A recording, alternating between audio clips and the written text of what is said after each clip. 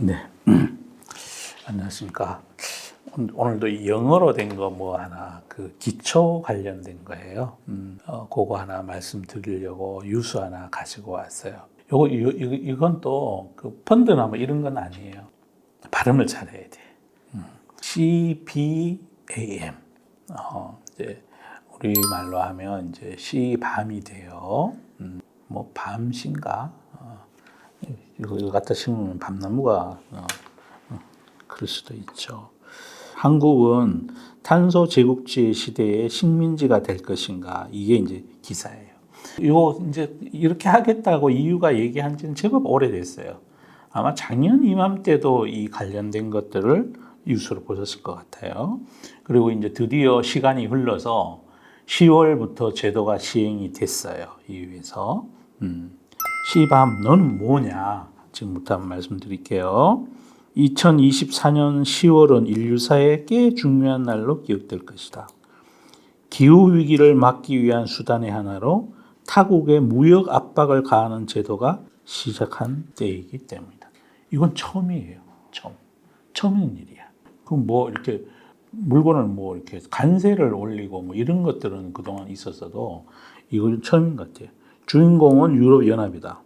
10월부터 유럽연합은 자국으로 수입되는 제품의 탄소 비용을 매기는 시스템을 시행했다.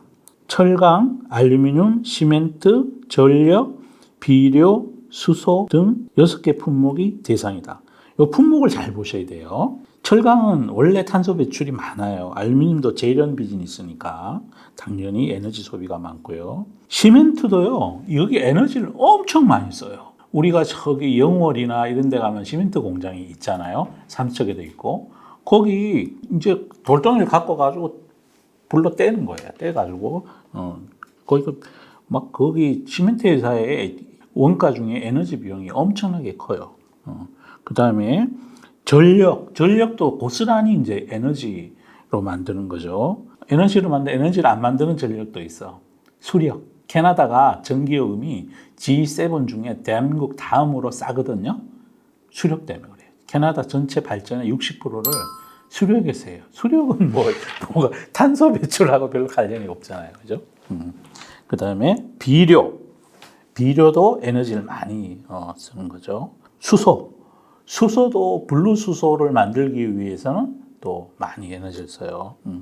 이 사상 초유의 제도의 이름은 탄소 국경 조정제도, 카본 보더 어드저스트먼트 메커니즘이라고 그래요. 그 요거를 줄여서 이제 시밤이라고 얘기를 해요.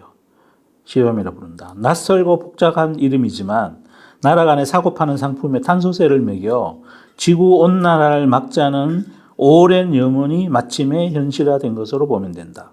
여기에는 이 측 설명에는 관세라는 말이 나오지 않지만 지난해부터 유럽 원료는 이미 녹색 관세라는 용어를 쓰기 시작했다. 당장 비용을 물어야 하는 건 아니고 10월부터 2025년 12월까지 그러니까 14달 남은 거죠. 전환 기간이다. 전환 기간에 해당 기업은 자기 제품 생산의 과정에 얼마나 탄소를 배출했는지 보고서를 분기별로 제출해야 한다. 첫 번째 분기 보고서 제출 기간은 내년 1월 31일까지다. 기한 내에 제출하지 못하면 벌금 등 불이익을 받게 된다.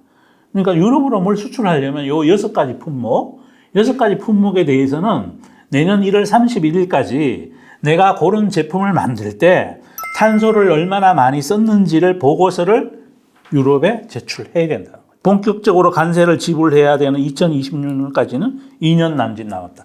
2년 동안 이 보고서를 계속해서 축적을 해서 그걸 근거로 관세를 물리겠다는 거죠. 불가금을. 그럼 어떻게 관세를 물린다는 것일까? 탄소 총량 등을 계산하는 CBAM의 세부 이행 계획은 아직 확정되지는 않았지만 일단 외국에서 물건을 들여오는 수입업자, 바이어에게 책임을 지운다. 바이어가 묻는 거예요. 그러면 수입업자는 수입품에서 발생하는 탄소의 총량에 따라 그만큼의 시밤 인증서라는 걸 구매해야 된다. 인증서 가격은 EU의 탄소 배출권 가격에 연동된다. 탄소 배출권 가격이 비싸면 이것도 따라서 올라가는 거예요. 탄소 배출권 가격은 나라마다 다른데 한국의 경우 톤당 1만 원 안팎. 이유는 10만 원을 훌쩍 넘다. 한국은 왜 이렇게 싸냐면요. 정부가 공짜로 줘요. 자, 여기서 심각한 문제가 발생한다. 2005년 EU가 가장 먼저 도입한 탄소 배출권 거래제는 어떤 기업이 정부가 정한 배출량 이상 탄소를 배출하면 배출권을 구매해서 이를 상세하는 제도다. 이해 가시죠? 그런데 한국 정부의 경우에는 기업에 공짜로 탄소 배출권을 나눠주고 있어요. 현재 무상 할당 비율은 90%에 이른다. 그러니까 딱 10,000원 하는 거지. 유럽에서는 10만 원 하고 우리는 9만 원을 정부에서 공짜로 줘요. 반면 EU는 발전 부분 100%, 산업 부분도 70% 유상 할당이다. 전기를 생산하는데 탄소를 많이 쓰면 100% 탄소 배출권을 10만 원 안팎으로 구매를 해야 된다는 거예요. 그 발전소가, 전력회사가. 2034년까지 앞으로 10년 뒤에요. 시밤 대상 업종에 대해서는 아예 100% 유상 할당을 하겠다. 유럽에서 이제 철강 만들고 시멘트 만들고 알루미늄 만들고 수소 만들고 발전소 하고 이러면 요 100% 유상 할당이라는 거는 그냥 세금 물리는 거랑 똑같은 거죠. 똑같은 거예요. 톤당 예를 들어 그 전력 회사가 예를 들어 뭐 독일에 있는 어떤 천연가스 발전소가 독일이 최근 원전을 많이 줄이고 천연가스로 많이 가 있잖아요. 거기서 가령 뭐 이번 달에 이산화탄소를 100만 톤을 발생을 시켰다. 그럼 유상할당이 100만 톤 곱하기 10만 원 한 거를 이거 사라고 강제한다는 거죠. 이 결과 EU의 배출권 가격은 계속 오르는 반면 공짜로 나눠주는 국내 배출권 가격은 형편없이 떨어지고 있다. 그러면 중요하죠. 그러니까 우리나라 수출 기업들이 기술 경쟁력 측면은 정부에서 무슨 이제 과학기술 장려해주고 뭐 좋은 인력 공급해주고 이런 거로 살았지만 나머지 그거 말고 나머지 그 가격 측면, 원가 경쟁력 측면에서도 그 전기요금이라는 막강한 정부의 보조를 받고 있는 거예요, 지금. 우리 전기요금을 100으로 놓고 보면 미국이 160 정도 되고 이태리는 300 정도 돼요. 영국도 한 200 넘어가고. 그러니까 산업 경쟁력이 생기는 거죠. 연간 비슷해. 더 큰 문제는 EU 시밤이 탄소 배출량을 따질 때 간접 배출도 포함하겠다고 밝혔다. 간접 배출은 생산 공정에서 발생하는 탄소 외에 열과 전력으로 인한 배출량까지 계산에 넣겠다는 거예요. 그러면 더 많아지겠죠, 그죠? 생산 공장에서 생산을 이제 하면서 꿀뚝으로 나오는 거, 그것만 하겠다는 게 아니고, 그 공장 전체에 대한 전기도 결국은 탄소에서 온 거 아니냐. 전기를 발전할 때. 아니면 열병학 발전소에서 뭐 열을 끌어온다든지, 그거에 대해서도 다 물리겠다는 거예요. 그건 간접 배출이죠. 즉, 국내 기업이 쓴 전력이 화력 발전인지 태양광 풍력 같은 재생에너지인지 따지겠다는 거예요. 그러면 간접 배출을 한 전기 요금에 대해서 우리나라의 신재생에너지 발전 비율은 10% 미만이거든요. 그러면 거의 다 화력이거나 천연가스이거나 원자력인데 원자력은 또 낮게 돼 있죠. R이 100에 들어가 있으니까. 그럼 이제 우리 그 각 나라에 EU에서 원하는 거는 각 나라에서 친환경 전기를 생산을 했으면 좋겠다. 아니면 지구의 탄소량이 늘어나는 만큼 너네가 EU에서 물건을 팔 때는 벌가금을 내라. 그 취지인 거예요. 그 취지인 거예요. 공정에서 나오는 탄소 말고 다른 것도 같이 물리겠다는 거니까 거기에 들어가는 에너지 전기 여기에 대해서 물리겠다는 거니까. 그래서 한국 정부는 단기 대응에 급급하다. 아까 6가지 품목이 철강, 알루미늄, 그 다음에 시멘트, 그 다음에 전력, 수소, 또 하나가 뭐였지? 비료. 비료는 우리가 유럽에 수출하지 않으니까. 근데 이게 이제 최초로 내게 되는 건 2026년부터이고, 당장 내년 1월 31일까지 올 11월부터 11월, 12월, 1월 달까지 탄소 배출량을 유럽에 제출해야 돼요. 그래서 EU는 그거를 1년 4개월 동안 집적을 한 다음에 그 뒤부터 2026년에 유럽의 항구로 들어오는 배에 실려 있는 한국산 6가지 품목에 대해서는 그렇게 물리겠다는 거예요. 당장은 크게 그 영업이익에 바로 막 영향을 크게 미친다.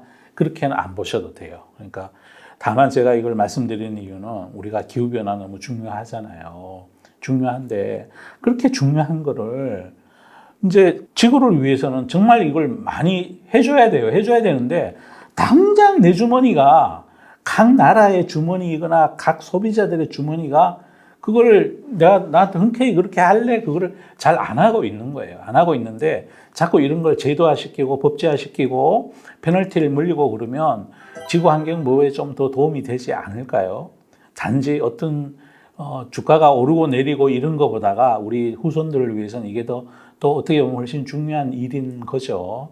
그래서 말씀을 드리게 됐습니다. 최근에 기후변화 관련해서 어제 뉴스에도 보면 탄소 예산 남은 게 처음에 이제 2035년까지 40년까지 남았다 그랬는데 어제 뉴스에 보니까 6년밖에 안 남았대 이제 2030년이 되면 산업화 이전보다가 기후 온도가 1.5도 올라간대요. 주식도 주식이지만 근데 진짜 각 나라들이나 대한민국 정부나 그다음에 미국의 소비자들이나 기후를 위해서 기후변화에 유리한 어떤 제품들을 많이 소비해 주기를 바래요. 근데 당장 먹고 살기가 어려우니까 대한민국만 해도 당장 먹고 살기가 바쁘니까 정부에서 한전을 도와주면서 기업을 역으로 이제 그렇게 도와주는 구조로 지금 돼 있는 거예요. 자, 오늘은 새로운 용어 그리고 앞으로 영향이 있을 거예요. 관련된 연간 인더스트리에도 관련이 있겠지요. 자, 그러면 전력 생산하는 간접 배출도 물린다 했으니 대한민국에서는 천연가스나 이런 거 발전 많이 하면 석탄 발전 많이 하면 수출하는데 오히려 더 많이 영향을 미치겠죠. 삼성전자 반도체 수출할 때도 영향을 미칠 거고 그러면 우리가 친환경 발전 지금 당장 해야 되는데 우리가 기후적인 위치나 뭐 미국이나 뭐 북유럽이나 이런 것처럼 바람이 많이 부는 나라도 아니고 우리는 또 바람이 1년 내내 부는 것도 아니고 계절풍이 불잖아요. 여름엔 남동풍, 겨울에는 북서풍, 불다 말다 이런단 말이에요. 그리고 풍력도 우리나라 입장에서 전력 단가를 낮게 낮추기가 어렵고요. 태양광도 그래요. 우리가 이게 그 태양이 조사되는 각도, 그 각도상 우리가 뭐 아주 그 똑같은 폴리실리콘으로 태양광 모듈을 설치했을 때 단위당 전력 생산되는 양이 아주 최적의 위치하고는 좀 다르죠. 그럼 뭘 해야 돼요? 우리가 앞으로 살려면. 제 생각에 원자력 발전소 많이 지어야 돼요. 대한민국이 살려면. 근데 그게 또 환경을 해치잖아요. 그런데 또 우리는 또 수출해서 먹고 살아야 되고 거기에 어느 선에선가 접점이 만들어져야 돼요. 사회적인 합의가 이루어져야 된다고. 이상 마치겠습니다. 감사합니다.